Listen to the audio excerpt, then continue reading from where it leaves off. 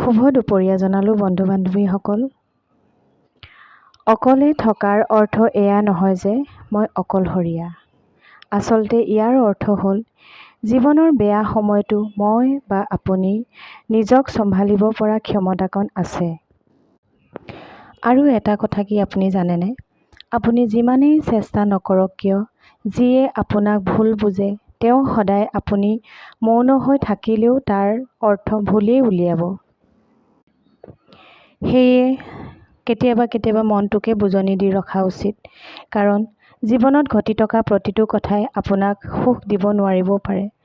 তাকে আজি দুপৰীয়া কিনো ৰান্ধিলোঁ সেয়া চাওকচোন বাৰু। সেয়া বাদ বাকী এইবিলাক কথা মানে বহুত কি ক'ম আৰু। এয়া আজি কলডিলকে বনাওঁ বুলি ভাবিছোঁ। কেৰাহীত আদা, নহৰু, পিঁয়াজ, জলকীয়া, আকৌ অকণমান ধনিয়া গুড়ি দিছোঁ, তেতিয়া ফ্লেভাৰটো বহুত ধুনীয়া আহে। তাৰপিছতে কলডিল কাটি ৰাখিছিলোঁ, খাবলৈ এদিন খালোঁ, খুব ভাল লাগিলে। এইকেইটা সৰু পাহাৰীয়া কলডিল হয়। তাৰপিছতে আৰু কলডিলকণ ভাজিলোঁ, অকণমান জ্বলা দিছোঁ, তাৰপিছতে নিউটেলাৰ অকণ দিছোঁ, বেঙেনা ফ্ৰাই কৰিছোঁ। আজি তেনেকেই চিম্পুলকৈ আজি দুপৰীয়া সাঁজটো খাওঁ বুলি ভাবিলোঁ, যিহেতু গৰমো বহুত পৰিছে। সেয়া ঠিক আছে। আপোনালোকে যদি মোৰ ভিডিঅ'সমূহ চাই ভাল পায় তেতিয়াহ'লে কমেণ্ট এটা কৰিব, লাইক কৰিব আৰু ছাবস্ক্ৰাইব কৰি দিব।